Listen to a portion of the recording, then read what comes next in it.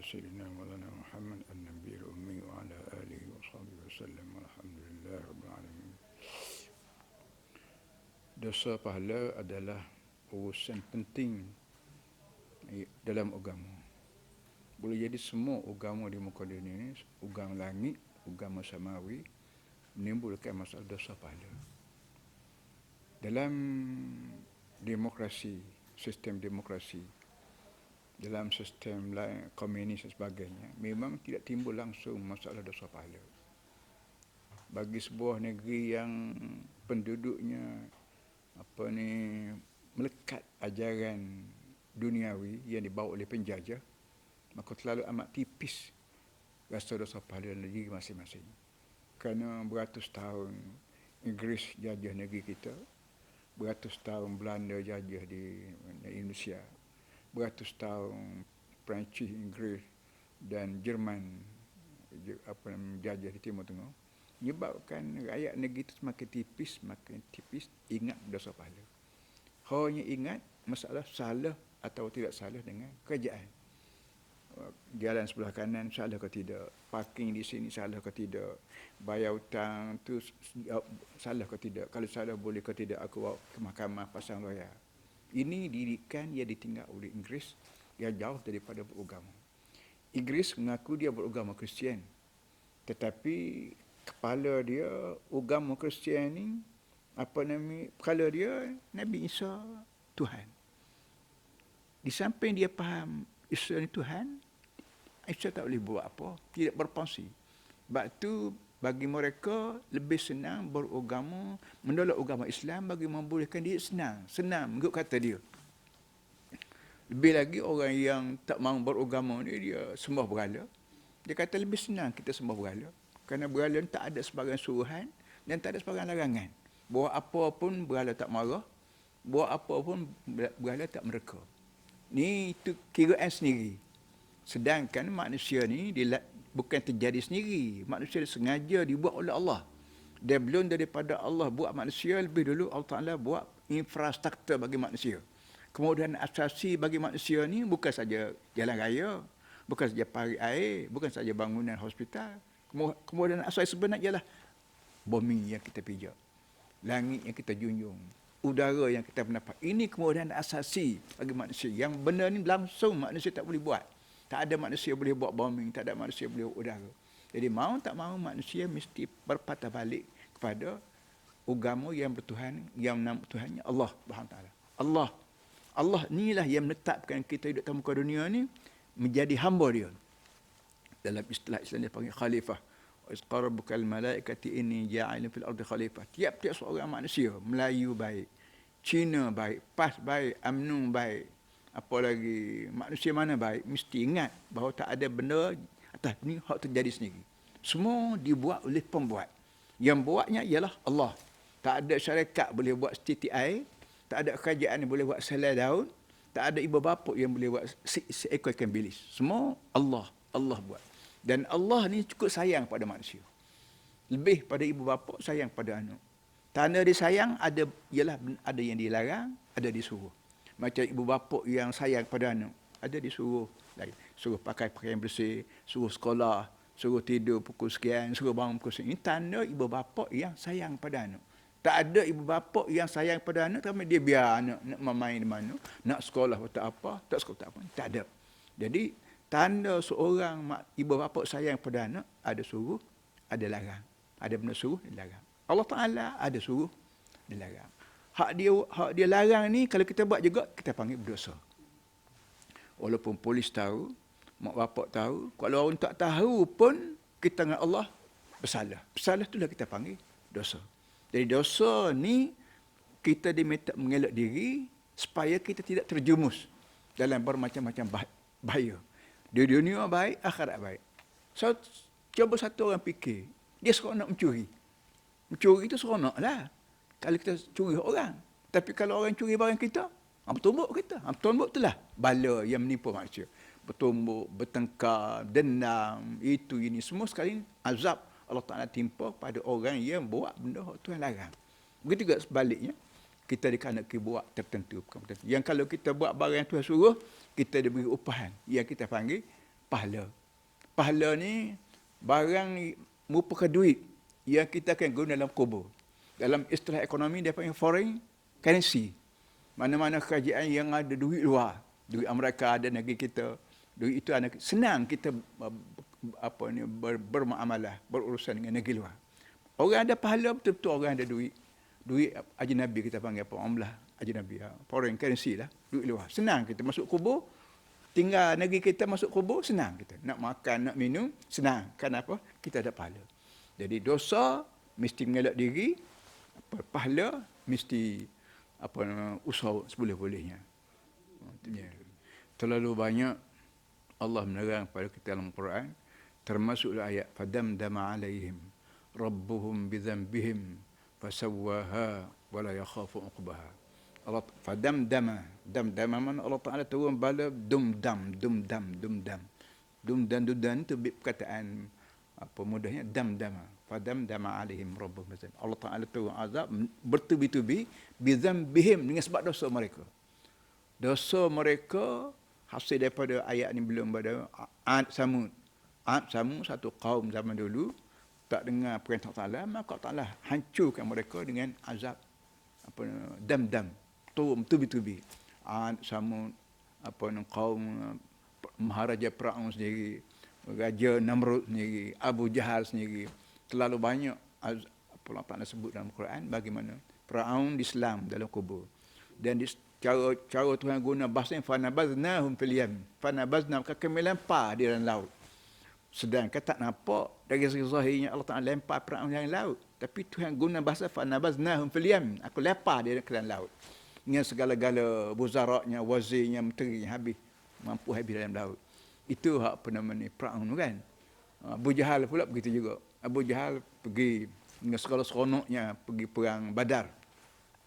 Abu Jahal tahu dah orang Nabi Muhammad telah mengelak diri daripada jalan yang dilalui ni. Itu cerita panjang lah. Maka tapi Abu Jahal pergi juga. Kita mesti tunjuk bagaimana hebat kita supaya Muhammad tahu gun pada kita. Maka dia bawa askar lebih kurang 1,000. Dia bawa dengan pasukan orkestra bagi membolehkan dia berseronok lepas pada perang Nabi Muhammad supaya mereka boleh minum arak, boleh zina, boleh seronok. Akhir sekali Abu Jahal Jahannam memiliki. Walaupun Abu Jahal ni ketua kerajaan, mempunyai ekonomi yang cukup, mempunyai kehormatan yang tinggi, sampai di mana saja rombongan Abu Jahal bergerak daripada Mekah ke Syam, daripada Syam ke Yaman, orang tak ganggu. Kerana Abu Jahal ni orang penjaga negeri Mekah. Tapi bila sampai pada peringkat tertentu, Allah Ta'ala hancur leburkan dia dan dilempar mayat dia dalam Al-Qalib. Itu kena masyhur. Dekat tengok pada sejarah kita sekarang lah pula. Atas dunia, saya hidup dalam zaman kerajaan Jepun. Jepun datang ke Malaysia sampai Inggeris, lain tampukang lagi semua sekali. Pengkala Jepun ni tempat berlaku pertama perang Jepun dengan kerajaan Inggeris yang dibantu oleh askar Panjab. Tapi apa akan jadi?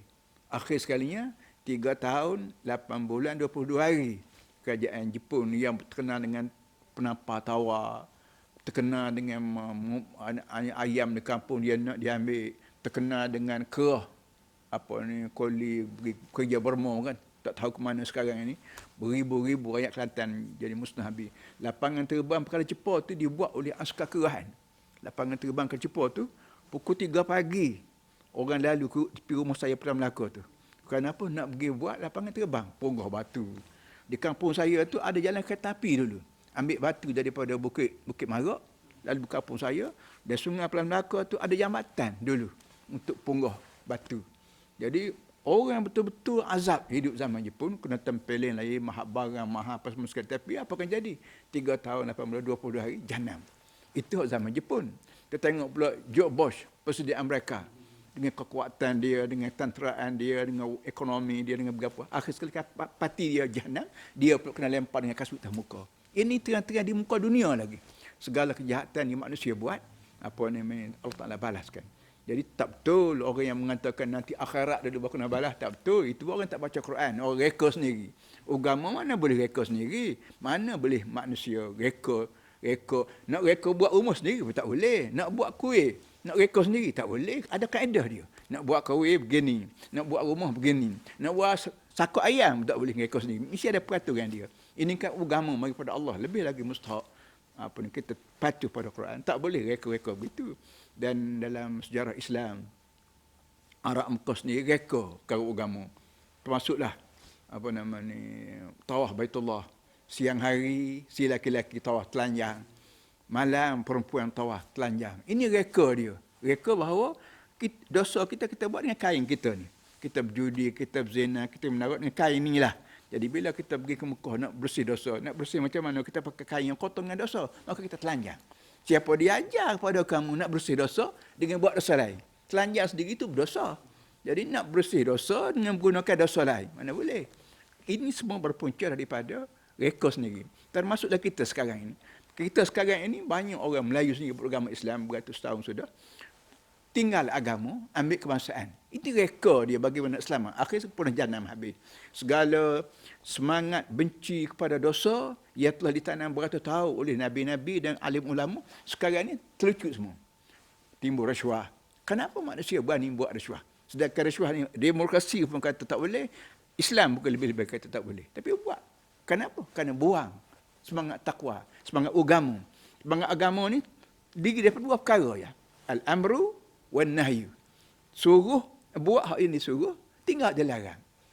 Kemuncak yang kita panggil takwa pada Allah. Jadi bila buang agama, automatik buang takwa pada Allah. Bila takwa pada Allah kita buang, arti nafsu buas kita ni tak ada kawalan, tak ada break. Kereta tak ada break. Sudah fikir sendirilah. Kereta tak ada break. Nak buat macam mana? Turun bukit. Tak boleh tak nak kontrol. Break ialah takwa pada Allah. Jadi bila orang Melayu sendiri sekarang ini gila-gila buang agama, nak tiru orang putih, nak tiru ni, akhir sekali orang putih berjana, kita lebih-lebih lagi tu. Jadi dosa kena tanam sekuat-kuat apa dalam hati, pahala juga kena tanam sekuat-kuat dalam hati manusia, barulah manusia dapat kawal nafsu buas dia. Polis tak boleh kawal nafsu manusia kerana nafsu ni barang dalam, mana boleh manusia kawal. Yang boleh kawal barang dalam ialah Tuhan yang sama-sama dalam juga. Tuhan juga meneraib, dosa meneraib. Dia orang dua ni lah. Kuasa dua ni boleh kawan. Jadi dosa mesti ditanam supaya manusia gerun. Pahala mesti ditanam supaya manusia seronok buat kerja-kerja sukarela. Satu daripada sebab saya duk perhati, kerana kita selalu sebut bila azab, kita kata kadang gempa bumi. Gempa bumi, kerana suasana, cuaca panas, cuaca ini, kita berhenti azab ni, berhenti setakat benda zahir. Baiklah kalau betul lah gempa musnah sekarang ni, banjir ke kerana cuaca.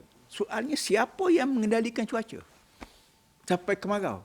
Siapa yang mengendalikan hujan sampai banjir?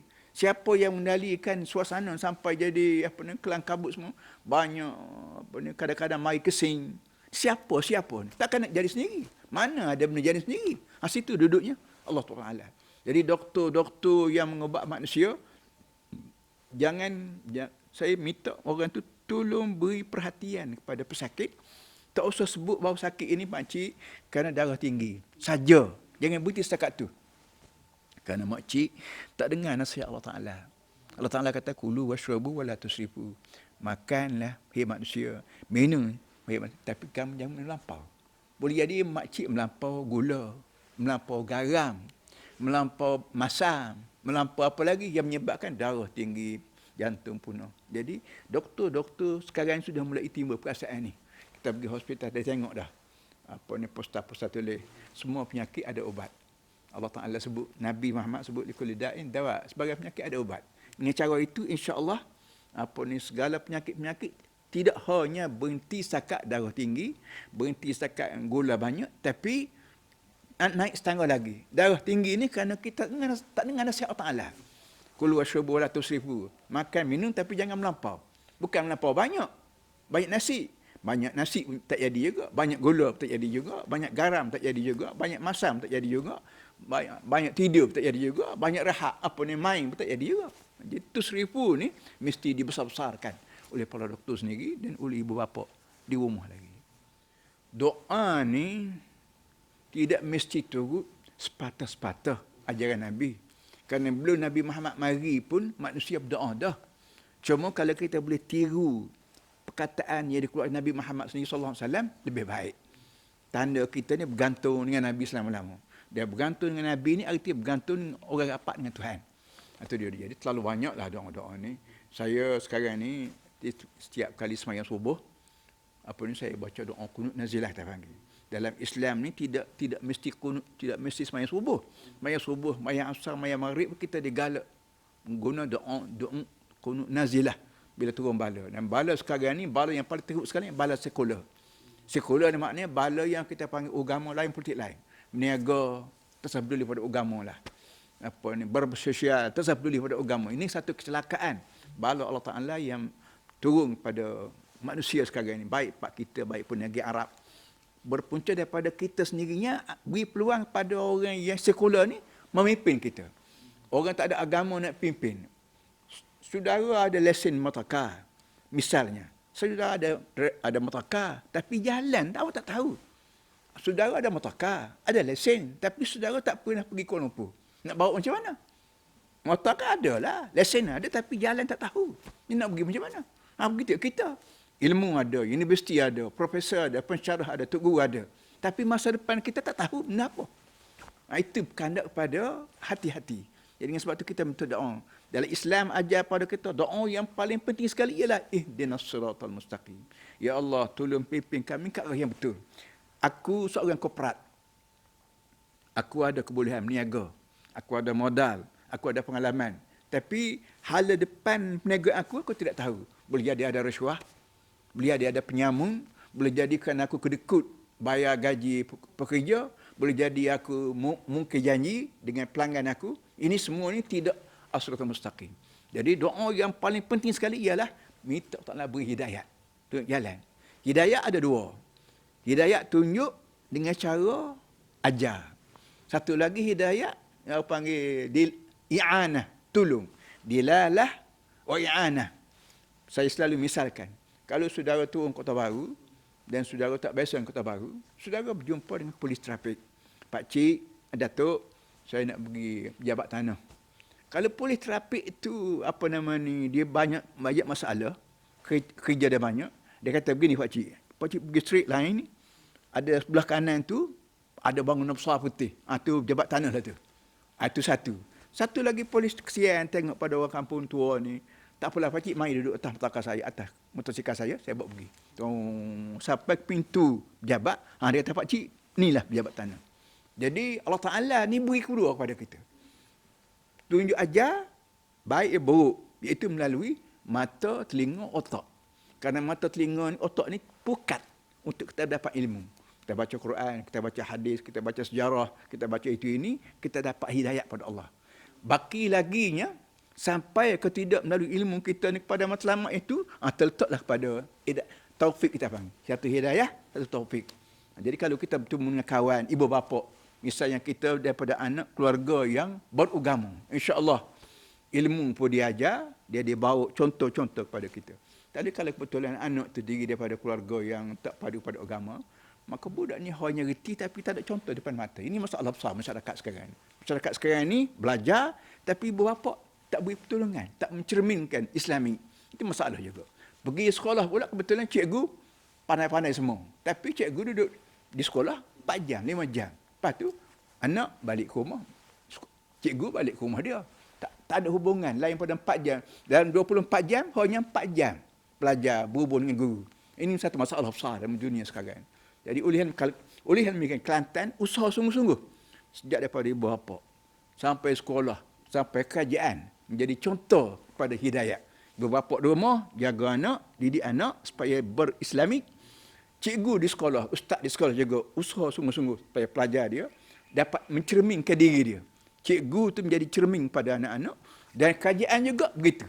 Dipilih daripada orang yang golongan Islamik, menteri besarnya, esko-nya, pegawai semua Islamik supaya rakyat sebuah negeri itu mak bapak dia pun jenis Islamik, cikgu di sekolah pun Islamik, dan ketua kerajaan pun Islamik. Ini bukan senang, payah, tapi hak payah ni lah kalau kita boleh buat, kita dapat pahala banyak. Sallallahu alaihi wasallam.